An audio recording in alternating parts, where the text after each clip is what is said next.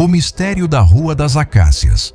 Aqui, o seu contador de histórias com mais um relato que vai gelar a sua espinha e fazer você pensar duas vezes antes de confiar em quem está ao seu lado. Será que você consegue ficar até o fim? O caso que vou narrar hoje aconteceu no Jardim Ângela, periferia da Zona Sul de São Paulo, e ficou conhecido como o Mistério da Rua das Acácias. Atenção! O que você vai ouvir agora é um caso real, com nomes alterados para proteger as identidades dos envolvidos.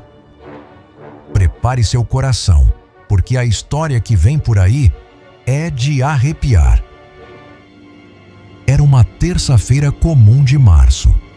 O relógio marcava 5h40 da manhã, quando Dona Zulmira, uma senhora de 67 anos que acordava todos os dias no mesmo horário para fazer pão caseiro e vender na feira, percebeu algo estranho na casa de seu vizinho, Josué Pereira, um motorista de ônibus de 42 anos.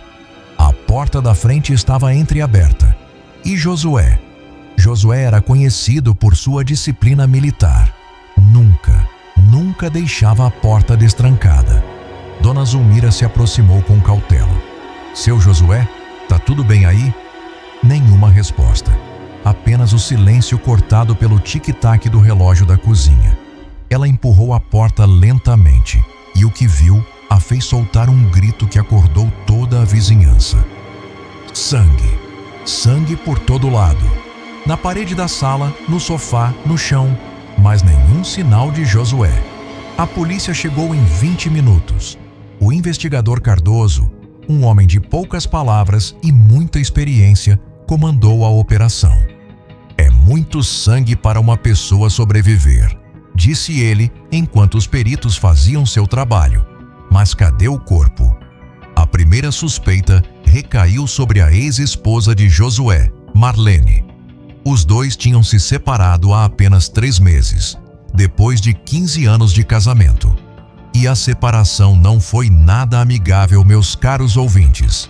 Nada amigável. Testemunhas relataram que Marlene havia ameaçado Josué publicamente na saída da audiência de divórcio. Você vai me pagar. Prefiro ver você morto do que com outra. Marlene foi localizada na casa da irmã, no bairro do Capão Redondo. Quando questionada sobre seu paradeiro na noite anterior, ela apresentou um álibi aparentemente sólido. Estava em um plantão noturno no hospital onde trabalhava como técnica de enfermagem. Vários colegas confirmaram sua presença, mas o investigador Cardoso não estava convencido. Algo não se encaixava nessa história.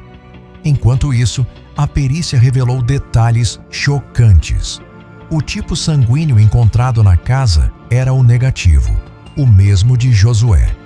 Havia sinais de luta, uma janela dos fundos quebrada e, o mais intrigante, pegadas que saíam da casa em direção a um terreno baldio próximo. Os cães farejadores foram acionados e seguiram o rastro até... Adivinhem onde?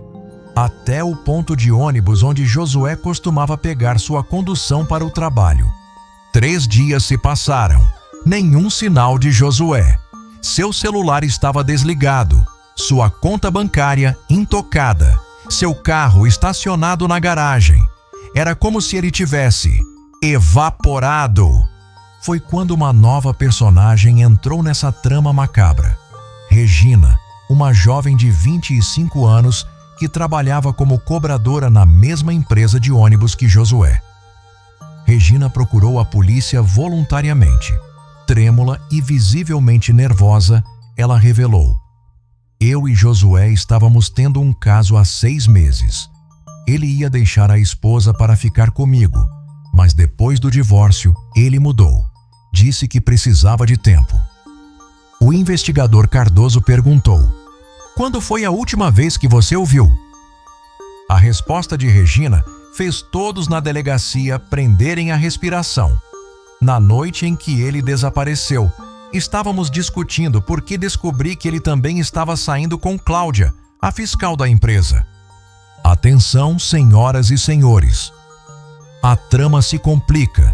Um homem, 3 mulheres, uma ex-esposa com ameaças de morte, uma amante rejeitada e uma terceira mulher que ninguém conhecia. A polícia localizou Cláudia, que negou qualquer envolvimento romântico com Josué. "Somos apenas amigos", insistiu ela. Mas seu nervosismo era evidente. Suas mãos tremiam. Seu olhar fugia. No 5º dia de investigação, uma ligação anônima mudou tudo. Uma voz distorcida informou: "Procurem no galpão abandonado da antiga fábrica de tecidos, na rua IP Amarelo." A polícia mobilizou uma equipe tática. O local era conhecido por ser ponto de encontro de usuários de drogas. O cheiro de mofo e podridão dominava o ambiente. No fundo do galpão, atrás de pilhas de entulho, os policiais encontraram nada, absolutamente nada. Era uma pista falsa ou alguém havia removido as evidências antes da chegada da polícia? A frustração tomou conta da equipe. O caso parecia destinado a se tornar mais um mistério sem solução na periferia de São Paulo. Mas o destino, meus caros ouvintes, às vezes nos reserva surpresas inimagináveis. No 7º dia após o desaparecimento, quando a esperança já se esvaía, um frentista de um posto de gasolina em Taboão da Serra, cidade vizinha a São Paulo, acionou a polícia. Um homem havia passado mal no banheiro do estabelecimento. Quando os paramédicos chegaram, encontraram um homem desacordado, com ferimentos parcialmente cicatrizados no abdômen e nas costas. Ele não portava documentos, mas suas impressões digitais não deixavam dúvidas. Era Josué Pereira. Josué foi levado às pressas para o hospital. Seu estado era grave, mas estável. Quando finalmente recobrou a consciência, 2 dias depois, a história que ele contou deixou todos estarrecidos. "Eu estava sendo chantageado", revelou Josué com voz fraca. "Por quem?" Zrênia perguntou o investigador Cardoso. A resposta foi um balde de água fria. "Por Marlene e Regina juntas." Atenção! Reviravolta chocante. Segundo Josué, Marlene havia descoberto seu caso com Regina muito antes da separação. Mas, em vez de confrontá-lo, ela procurou Regina. As duas mulheres, em vez de brigarem, fizeram um pacto diabólico. Elas descobriram que Josué desviava dinheiro da empresa de ônibus há anos. Um esquema sofisticado que envolvia a emissão de passagens fantasmas. Com essa informação, começaram a chantageá-lo. "Elas queriam mais dinheiro", continuou Josué. "Quando eu disse que não tinha mais, que a empresa estava desconfiando, elas enlouqueceram. Regina me atraiu para casa naquela noite. Marlene estava escondida. As duas me atacaram com facas de cozinha." Josué contou que conseguiu escapar pelos fundos, gravemente ferido. Com medo de que as duas o encontrassem no hospital, ele se escondeu em um quarto de hotel barato, usando um nome falso. Tentou tratar os ferimentos sozinho, mas a infecção se espalhou. Quando percebeu que poderia morrer, decidiu buscar ajuda. A polícia foi imediatamente à procura de Marlene e Regina, mas, surpresa das surpresas, as duas haviam desaparecido. Seus apartamentos estavam vazios, roupas e objetos pessoais levados às pressas. Uma busca nas contas bancárias revelou saques vultosos nos dias anteriores. As câmeras de segurança do terminal rodoviário de Tietê flagraram as duas embarcando em um ônibus com destino a Foz do Iguaçu, na fronteira com o Paraguai. Mas a história ainda reservava um último twist alucinante. Enquanto investigava o desfalque na empresa de ônibus, a polícia descobriu que o esquema era muito maior do que Josué havia admitido. E havia um terceiro envolvido: Cláudia, a fiscal que ele negava conhecer intimamente. Os três vinham desviando dinheiro há anos. Josué e Cláudia planejavam fugir juntos para o exterior, abandonando tanto Marlene quanto Regina. Mas o plano vazou. As duas mulheres traídas se uniram não apenas por vingança, mas para tomar o dinheiro do esquema para si. Josué sobreviveu aos ferimentos, mas não escapou da justiça.